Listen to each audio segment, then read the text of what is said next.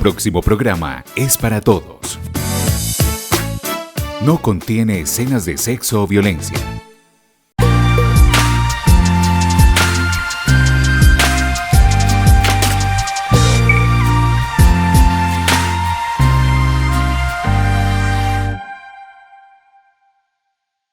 Televidentes, ¿qué tal? Bienvenidos una vez más a Signos Vitales. Hoy estaremos conociendo un poco de gestión humana y cuál es esa apuesta que desde los entornos empresariales se le debe dar para que las personas tengan una salud mental acorde y motivadora para asistir a sus labores. Para eso nos acompaña Diana María Rivera. Ella es psicóloga, magíster en gestión humana. Diana, bienvenida. Muchas gracias, Juli, por la invitación. Espero que la información sea de interés para todos. Claro que sí, Diana, gestión humana, porque hablamos de gestión humana como en este tiempo. Antes en las empresas podríamos llamarle como talento humano o eran como los encargados de selección. ¿Cuál viene a ser como esa diferencia? Gestión humana, ¿por qué? Bueno, Juli, pues realmente se ha nombrado de muchas maneras a lo largo de la historia, pero el término real, el término estudiado, el que tiene, digamos, antecedentes teóricos es recursos humanos. Sin embargo, hacemos lo mismo, ¿cierto? Estamos evolucionando y vamos tratando de nombrarlo de una manera que sea mayor o más integral para el ser humano. Diana, porque hablamos de gestión humana en las empresas, pues porque viene a ser importante que las empresas tengan como un énfasis en tratar como a las personas que integran como la organización. Bueno, Juli, las organizaciones son construcciones del hombre para el hombre. En este sentido es importante que los psicólogos lleguemos a las organizaciones a cuidar la salud mental y el bienestar, ¿cierto? A promover el bienestar del hombre dentro de esta institución. Entonces, donde tengamos seres humanos, tendremos que llegar los profesionales psicosociales a cuidar el hombre. Usted lo menciona, es como velar como por esa salud mental y ese bienestar de las personas. Yo creo que venimos como que de generaciones muy diferentes. Antes las personas trataban como de durar mucho tiempo en un trabajo, podía ser como la empresa donde siempre trabajaron, pero estas son como generaciones más distintas que le apuntan mucho como a esa estabilidad emocional, donde si esto no me aporta, si no me siento bien, no debo estar. ¿Cómo se viene como a tratar eso como en este tiempo que la salud mental es tan importante y después como de una pandemia que nos volvió tan sensibles como en ese sentido? Bueno, ¿qué ha pasado? Que las personas de pronto han llegado a darse cuenta que necesitan mejores condiciones laborales, mejores condiciones de vida y han priorizado su bienestar. Esto hace que las empresas también se hayan tocado un poquitico y hayan dicho, bueno, necesitamos entonces desarrollar prácticas organizacionales que cuiden al hombre en su rol de trabajador y prácticas que promuevan el bienestar del hombre en todos los ejes de la vida, por decir, en su entorno familiar, en su entorno educativo, además de su entorno laboral. Hablemos como de esas prácticas, quisiera que le pusiéramos como algunos ejemplos a los televidentes. Hay muchas empresas que ahora, bueno, el teletrabajo se volvió como una apuesta significativa, pero también como esos espacios internos de esparcimiento, donde puede ser como para un café, para una pausa activa, como que vienen apuntándole mucho como a esos otros espacios, no solamente como de rendimiento y de que me cumplan un horario, sino que sea como usted viene y aporta pues como porque necesito que me preste un servicio, pero que hay otras cosas adicionales. ¿Cuáles vendrían a ser como esas nuevas estrategias que se vienen a implementar? Bueno, entonces para comenzar, Julia, a responder su pregunta, le cuento que las organizaciones se han sentado, han pensado qué estrategias, qué prácticas organizacionales hacen que el hombre pueda desarrollarse en todas las esferas, como lo hemos comentado, pero que adicionalmente desee estar trabajando, que desee seguir viviendo el día a día en la organización. Esas son, digamos, herramientas para fidelizar. Más que retener, porque cuando hablamos de retener al trabajador hablamos de que quédese, nosotros no queremos eso, queremos que un trabajador se quede por amor, que esté enganchado, que tenga compromiso afectivo, que es el compromiso que tiene el trabajador cuando siente que la organización lo ama y siente que también la ama, ¿cierto? Es como cuando nosotros tenemos un novio que decimos, no es el mejor, lo veo con todas sus debilidades, pero yo quiero estar con él, ¿cierto? Eso es lo que las empresas buscan. Lo hacen a través de ciertas prácticas. Entonces, ¿qué prácticas pueden ayudar a fidelizar a un trabajador y a promover su bienestar? Por decir, una y la más importante que se viene implementando es licencia de maternidad y paternidad extendida. Es decirle al trabajador, adicional a la licencia que a usted le da la ley, ¿cierto?, que es de 4 meses, 4 meses y medio, yo a usted le voy a dar una jornada laboral más corta para conciliar el conflicto trabajo-familia. Le voy a dar una jornada laboral más corta para que usted pueda desarrollarse como profesional, como trabajador, pero simultáneamente pueda atender sus responsabilidades familiares y pueda estar cerca de ese bebé que acaba de nacer y que tanto lo necesita.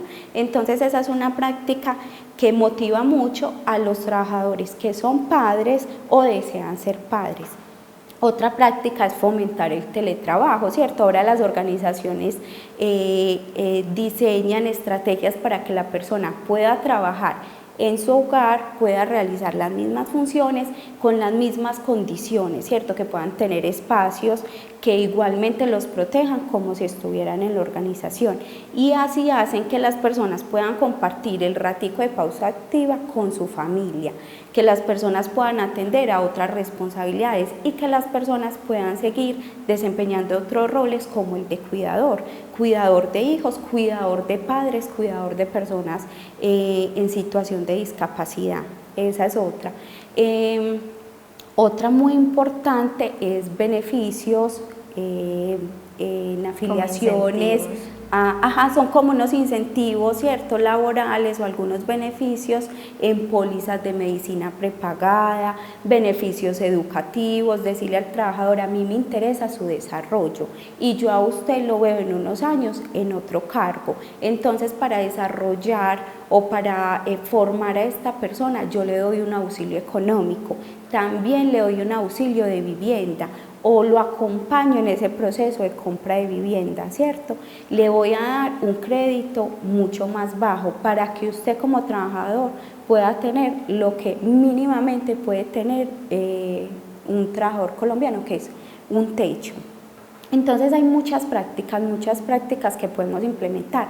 Hay otras prácticas que de pronto en algunas organizaciones grandes, se vienen haciendo, de pronto en las pequeñas no, y son realmente prácticas que cambian vidas, como la vinculación laboral de personas con discapacidad, ¿cierto? No podemos construir empresas solo para un tipo de personas. Si todos habitamos este mundo, pues tendremos que generar condiciones, y eso también es responsabilidad social empresarial, generar condiciones para todos los habitantes. ¿De dónde? De un lugar. Por decir, si mi empresa está ubicada en Andes, yo voy a generar condiciones para la población con discapacidad del municipio de Andes.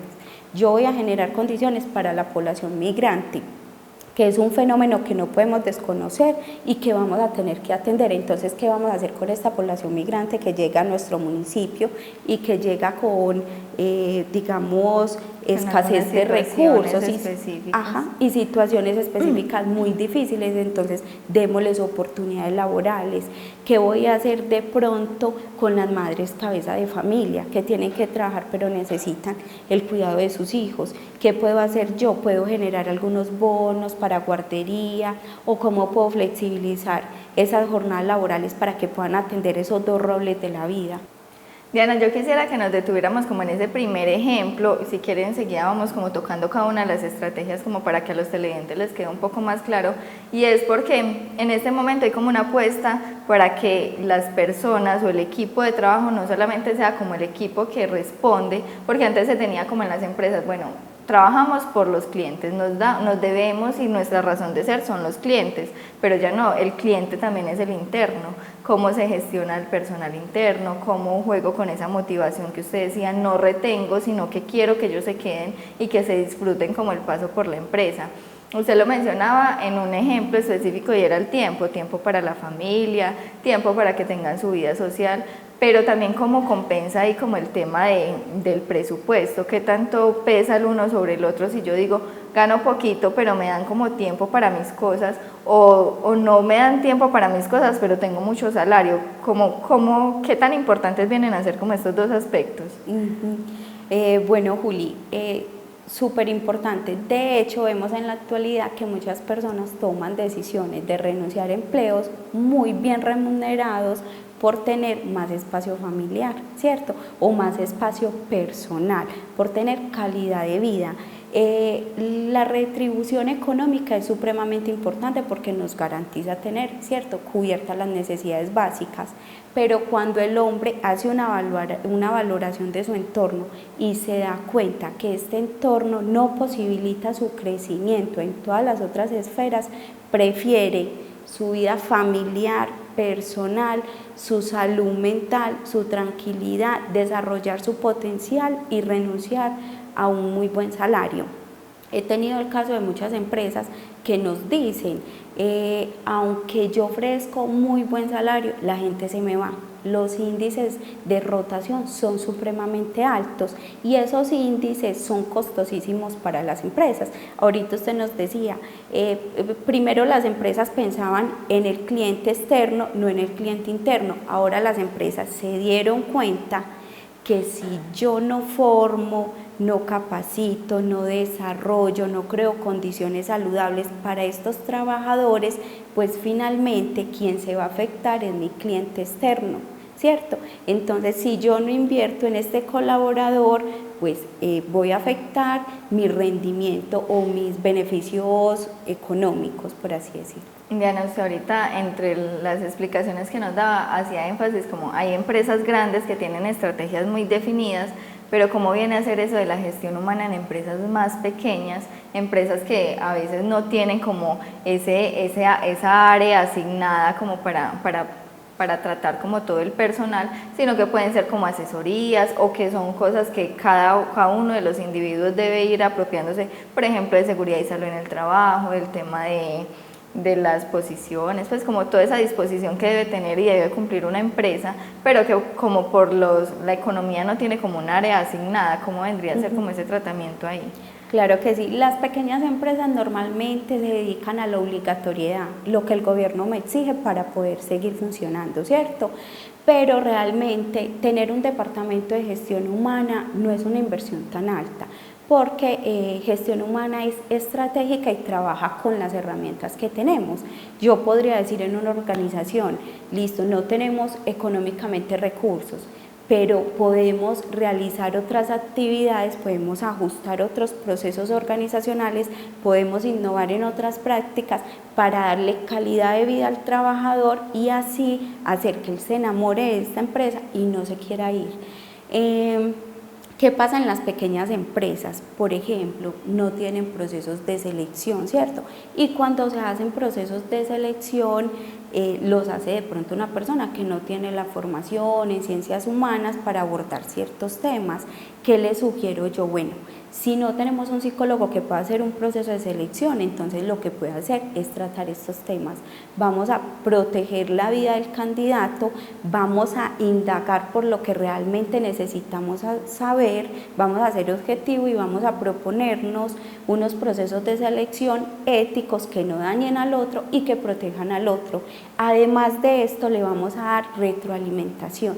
¿Por qué? Porque vamos a retribuirle a esta persona toda la información que él de muy buena manera nos suministró. Entonces le damos una pequeña evolución diciéndole, no pasó o no continúa en la siguiente etapa por esto y esto y esto, de manera diplomática, de manera asertiva y de manera propositiva, para que la persona diga, no pasé a esta organización, pero todas esas recomendaciones que me dieron me sirvieron para luego encontrar otro trabajo.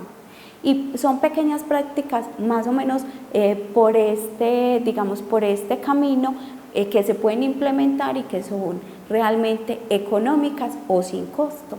Y que son significativas pues como para lograr que se hagan unos desarrollos importantes. Claro Yo que quiero sí. como que comparemos un poco las empresas, ¿cierto? Las empresas grandes tienen a veces muy definido como esas estrategias de trabajo para que para que los colaboradores, como se llaman ahora, los empleados, hagan parte y se mantengan y disfruten como el proceso. Las empresas pequeñas pueden ser como un poco más reacias a estos cambios o cómo se pueden definir, si responden como a las estrategias que tienen las empresas como tal o si es un proceso que se va dando paulatinamente. Bueno, Juli, entonces que una pyme tome la decisión de consolidar un departamento de gestión humana depende más de la posición y la postura que tenga la persona que lidera, del gerente. Finalmente, las organizaciones terminan pareciéndose a la persona que lidera, ¿cierto? Esta persona tiene una forma de ver la vida y así, digamos, consolida una organización. Entonces depende más de su voluntad. Tenemos el caso de pequeñas empresas que tienen un área de gestión humana pequeña, sin embargo el aporte al hombre es muy grande y es significativo. Usted ahorita mencionaba, hay empresas que manifiestan como una rotación de personal constante porque no hay esa motivación, porque a pesar de todo no logra como que se mantengan ahí y que esto genera pues como unos costos adicionales constantes. Como de qué depende o qué procesos psicológicos o qué acompañamiento se podría llevar a una empresa que tiene como esas dificultades. Bueno, ahí lo más importante es hacer un diagnóstico organizacional, ¿cierto? Que es similar cuando uno se enferma, va al médico y él hace una valoración de la situación. Así se hace en gestión humana. Se valora la enfermedad que tiene la organización o las enfermedades y de acuerdo a eso se propone un plan de desarrollo para cada una de ellas. ¿Qué se puede encontrar ahí? Dificultades en la compensación salarial, ¿cierto? Porque sean muy bajas o muy altas o porque no sean equitativas y justas. Se pueden encontrar procesos de selección más por referidos, recomendados, ¿cierto? No procesos objetivos, no por competencias laborales. Entonces se puede hacer esa sugerencia. También encontramos ausencia de planes de formación, incluso formación que es obligatoriedad en el caso de algún personal de la salud que tiene que cumplir con cierta formación para poder desarrollar su labor. Entonces miramos qué formación se le puede dar por obligatoriedad, qué formación se le puede dar adicional y qué formación desea el trabajador recibir para otro entorno de la vida. También se construye un plan de beneficios, beneficios e incentivos, un plan carrera donde se mira dónde puede llegar un trabajador en unos años en una organización, que sería el plan de sucesión, el plan de retiro. El plan de retiro de hecho me parece tan importante porque una persona trabaja 26 años, cotiza, se pensiona y el retiro se hace de una manera tan rápida, sencilla, ¿cierto? Como que muchas gracias. Ajá, muchas gracias, ya se pensiona, a partir del otro mes es pensionado y vemos muchos casos donde las personas empiezan a manifestar esa angustia, yo me voy a retirar y ¿qué voy a hacer? Si es que yo soy trabajador, el trabajo dignifica y el trabajo le da sentido a mi vida, entonces también gestión humana acompaña esos procesos de retiros, acompaña al trabajador desde un año antes, 6 meses antes, para que la persona vaya preparándose para esta nueva etapa de su vida y llegue a esa etapa con alegría, con disfrute, que por el contrario no sea una etapa que lo enferme y tenga un efecto contrario a lo que se desea en el retiro laboral. Ya no se lo mencioné y es como ese acompañamiento que se puede tener con los empleados desde gestión humana como un proceso psicológico, hablando como de esa salud mental y de esa motivación, no solamente pues como en el retiro, sino como en el transcurso de sus labores. ¿Qué tanta confianza podría tener un empleado con el psicólogo laboral, por ejemplo? Bueno, pues normalmente se ve que hay un vínculo muy estrecho, ¿cierto? Las personas confían en el director o en el coordinador de gestión humana. Sin embargo, hay una nueva tendencia en las organizaciones que es tener un psicólogo para que se encargue de gestión humana y otro psicólogo para que se encargue de la atención clínica. ¿Por qué? porque nos estamos dando cuenta que hay patologías que en gestión humana no podemos abordar, pero que un psicólogo clínico sí. Y las organizaciones han decidido poner este personal a cargo de la salud mental, y ahí abordan temas como síndrome del quemado, estrés laboral crónico, ansiedad, depresión y demás problemáticas que pueden surgir en la vida de un trabajador. Diana, ¿qué tan frecuentes como que se presenten estos síndromes y estas situaciones que son más mentales en los empleados? Porque muchas veces, sí, como de acuerdo a las labores, cuando son labores pesadas, incluso cuando son oficios muy rutinarios, pues empieza a haber un desgaste físico, pero ahora se le da mucha importancia al desgaste y a esa motivación mental que debemos tener. Y usted menciona como algunas patologías que pueden tener. ¿Esto es frecuente que se presente en las empresas? Muy frecuente. De hecho, ayer me estaba leyendo un artículo que decía que 6 de 10 trabajadores refieren tener esas dificultades, y esas dificultades normalmente no son abordadas, ¿cierto? Se quedan en el sentir del trabajador y van generando un daño que van enfermando nuestros órganos, y al cabo de un tiempo vamos enfermando, vamos mostrando otras enfermedades fisiológicas que son como reacciones del cuerpo. Que son reacciones, empezamos a somatizar. Llega un momento en que el trabajador dice, pero yo de un tiempo para acá vengo enfermo, es porque el cuerpo le habla, hay algo que quiere decir y hay algo que tiene que resolver. Entonces, en las organizaciones, con este nuevo enfoque se busca que el trabajador también tenga ese espacio. Yo quisiera que diéramos a conocer como un poco, así a muy grandes rasgos, como esas patologías. Usted dice el síndrome del quemado, el estrés laboral, como que vendría a desencadenar como estas situaciones. Bueno, Juli, hay unas condiciones laborales que pueden desencadenar enfermedades, ¿cierto? Por ejemplo, las demandas del trabajo, las altas demandas de trabajo pueden desencadenar estrés crónico, y el estrés crónico, al no ser tratado, puede dar el síndrome del quemado, que ahí es cuando la persona dice no más, no aguanto más, o es el trabajo o es mi vida, tomo la decisión entonces de renunciarme o de persistir en el trabajo, aún siendo consciente de que este trabajo me está haciendo daño y me está enfermando. Hay otras condiciones, por ejemplo, la no valoración de la tarea, la no claridad del rol, no valoración del aporte organizacional, no apoyo del jefe inmediato, no apoyo del compañero, tener un clima laboral malo. Todo esto puede hacer que una persona desencadene ansiedad, depresión, y que se desencadenen otras patologías clínicas que son necesarias abordarlas en terapia. Esto yo digo que se ve reflejado siempre en el clima laboral. Una persona cuando ya empieza como a tener algunas patologías, y pues es como el reflejo de una, pero puede ser como el sentir de varias, esto altera el clima laboral y cómo se vendría como a intervenir cuando una empresa tiene un clima laboral algo pesado. Bueno, Julia, entonces lo primero es hacer un diagnóstico de clima laboral para poder evaluar los factores intralaborales y extralaborales que están propiciando estas condiciones, ¿cierto? Después de esto se construye un plan de mejora. Ahí, ¿qué podemos decir? Podemos decirle a la organización, estos procesos tienen estas fallitas, y para iniciar lo más importante es nuevamente evaluar la estructura organizacional. En la estructura organizacional tenemos, los lineamientos para que los trabajadores se comporten de cierta manera dentro de una organización, y además de eso se establecen las sanciones a ciertas conductas. Cuando hay dificultades en las relaciones humanas en una organización, pasa o nos damos cuenta que las empresas no han dado unos lineamientos claros para habitar ese espacio. La organización no ha dicho, es que todos nuestros trabajadores tienen que tener estas competencias, todos tienen que tener estos valores, y acá convivimos de esta manera.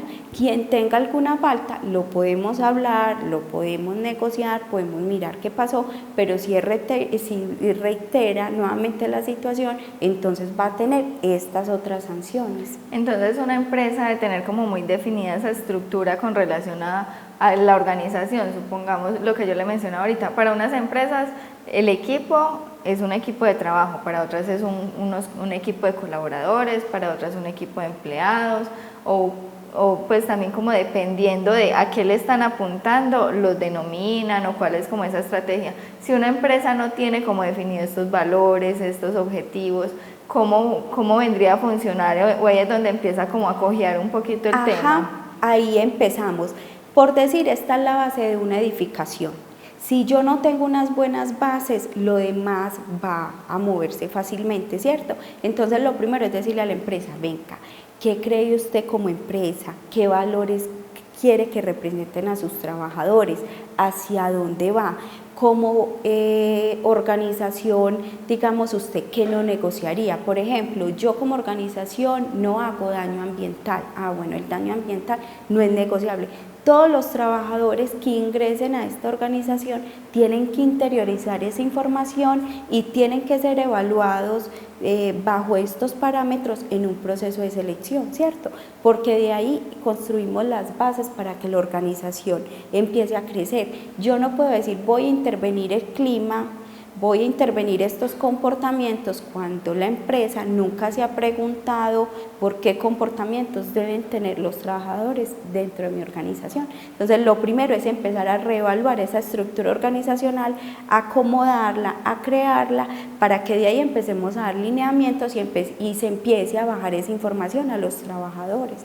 Diana, yo quisiera en ese momento, y yo creo que desde el mandato anterior que teníamos de presidente venimos hablando de la economía naranja, donde hay muchos emprendimientos, donde hay nuevas empresas, donde como que todo ese nuevo surgir de las pymes se ha disparado pues un poco más, de las startups y todo eso. ¿Cómo vendrían a ser como esas bases también que deben estructurar, que usted mencionaba, para poder que una empresa surja desde el inicio? ¿Cuáles son como esos pilares fundamentales que deben tener cuando usted quiere montar su negocio o tener su empresa? Bueno, Juli, cuando una persona va a empezar a emprender y quiere ir consolidando simultáneamente su área de gestión humana, lo primero que tiene que hacer es empezarse a hacer unas preguntas y a plantearse unas respuestas. Pensar la organización como si fuera una persona. ¿Cómo quisiera yo que fuera la personalidad de esta persona? ¿Cómo quisiera yo que se comportara esta persona? ¿Cómo creo yo que esta persona le aportaría al mundo o a su comunidad, ¿cierto? A su sociedad. ¿Cómo quisiera yo que esta persona trabajara en este espacio? Y esto ayuda a que la organización empiece a definir el ADN de su empresa. Empiece a decir, como empresa creemos esto y quienes trabajen con nosotros deberán estar en esta línea. Por eso hay veces que vemos empresas como que son más movilizadoras de algunos temas, por ejemplo ambientales, algunos más feministas, algunas más como con la reivindicación de los derechos en el mundo laboral. Esto también parte como desde ahí, desde qué quiero yo apuntarle, no solamente como empresa, sino como equipo, como me sueño yo, que viene a ser como la identidad propia. Claro que sí, parte de ahí, parte de la persona que crea empresa, ¿cierto? Parte del sello que esta persona quiere dejar en el mundo. Es decir, si yo soy una persona social, voy a decir, yo quiero trabajar con población vulnerable, yo quiero ayudar a que esta población tenga mejores y más beneficios, ¿cierto? O más posibilidades. Parte también de la iniciativa es decir, me doy cuenta que el daño ambiental nos está causando un daño a todos, entonces yo como empresa no quiero hacer daño ambiental, y desde ahí, con toda esa información, se piensa entonces a construir la visión, misión de la organización, los valores corporativos que serán socializados con los trabajadores y, lo más importante, no solo socializados, introyectados, porque al trabajador hay que acompañarlo en ese proceso. No es que le digamos al trabajador, ve, este es el valor, no. La idea es que nosotros generemos condiciones para que el trabajador desarrolle ese valor, o desde el proceso de selección verificamos que el trabajador lo tenga y miramos que se pueda mantener en el tiempo. Diana, usted mencionaba y es como esa formulación de ese ecosistema que debe tener la empresa, pues como para decir, hay un buen clima laboral asociado pues como al ambiente laboral que hay en una empresa. ¿Cómo se puede definir una empresa que tiene un buen ambiente laboral, que las personas están bien, como de acuerdo a qué se puede evaluar? Bueno, Julia, entonces el ambiente laboral depende de muchos factores. Uno es el análisis que hace el trabajador del amor que la organización le tiene, por así decirlo, ¿cierto? Qué tan valorado se siente, si considera que su aporte es significativo, si considera que su labor es importante para la empresa, si considera que sus compañeros reconocen sus potencialidades. Entonces todo eso hace que la persona sienta o propicie un mejor ambiente laboral. También depende de qué, de las relaciones de cercanía con compañeros de trabajo, con jefe inmediato, con subalternos y además con el enganche que siente por la labor, ¿cierto? No es lo mismo estar en un puesto que yo amo, donde yo me siento bien, donde sueño estar, a estar en un puesto donde me sienta mal y diga, no quiero estar aquí, este no es mi lugar. Entonces también depende de eso. Diana, usted ahorita nos mencionaba como algunas estrategias que se implementan en las organizaciones como para esa gestión humana, como para lograr atraer o mantener pues como el empleado enganchado, que usted es lo que nos menciona. Hablamos del tiempo, ¿cierto? Darle tiempo como para calidad de vida. Hablamos de que hay espacios de formación y de capacitación y de alguna carrera administrativa que puedan hacer en la empresa y también como esas bonificaciones extras que podían tener como unos incentivos para motivar. Que abordando pues como un poco más a su experiencia, ¿qué se encuentra más en nuestro municipio? ¿A qué le apuntan las empresas como con estas estrategias? O en el municipio la verdad todavía estamos muy crudos en el tema de gestión humana. Bueno, en el municipio yo pienso que todavía es un proceso incipiente, donde se concibe la gestión humana con más o menos una visión taylorista, que es cumple un horario, hago una tarea repetitiva y está aquí, digamos, para trabajar. He identificado que algunas empresas tienen ahora como la inquietud y quieren hacerlo, pero realmente en los municipios, no solo de esta subregión, sino de muchas otras subregiones, todavía se tiene la creencia que el área de gestión humana solo está para ser pagadores, que esa visión era la que teníamos en los años 70. Gestión humana se limitaba solamente a pagar la nómina y a la contratación laboral. Entonces queda ahí como en relaciones laborales. De pronto, ahora, por obligatoriedad, han empezado a evaluar el sistema de seguridad y salud en el trabajo, pero es un proceso incipiente, apenas estamos dando pasos, apenas las empresas están diciendo es que los trabajadores se me van, es que los trabajadores no quieren la empresa, es que tengo estas situaciones, es que no quieren trabajar conmigo, es que si les subo el salario aún así no se quedan, y ahí les estamos diciendo, lo que usted tiene es una sintomatología por una enfermedad que hay que entrar a analizar y a evaluar. Diana, teniendo en cuenta que las empresas todavía son como tan reacias a dar este cambio y que los empleados que son ahora son otra generación que justamente es eso, prefieren como ese bienestar emocional, ¿cómo entraría como a compensar o cómo se vende esa necesidad? Porque muchas de las empresas a veces también son como administradas por personas mayores que tienen como otras creencias y otras costumbres, ¿cómo se puede empezar como a decir, venga, es que hay esta necesidad, es que hay que empezar a trabajar esto, es que ya no se trabaja de esta manera? ¿De dónde se podría como pegar uno como para que se incorpore al empresario? Juli, con números, con cifras. Cuando se le dice al trabajador, usted está perdiendo mucho por la rotación de personal, usted está perdiendo mucho porque un trabajador se va y se lleva el saber y usted no lo tiene documentado, usted está perdiendo mucho cuando se pierden los clientes porque el trabajador ya no tiene ese amor por el trabajo, ahí el empresario dice, cuando se afecta la parte económica, el empresario empieza a darse cuenta que esta es una tendencia y que realmente los trabajadores son más productivos cuando son más felices, cuando se tienen mejores condiciones y cuando se sienten más amados o valorados. Diana, se nos está acabando el tiempo, yo creo que es un tema que se nos puede extender y que surgen muchas inquietudes. Muchísimas gracias por estar en Signos Vitales el día de hoy. Muchas gracias a usted, Publi, por la invitación. Bueno, televidentes, de esta manera finalizamos el Signos Vitales del día de hoy. Aprendimos un poco de gestión humana, cuáles son como esas nuevas tendencias que se desarrollan desde las organizaciones. Nos vemos en una próxima oportunidad.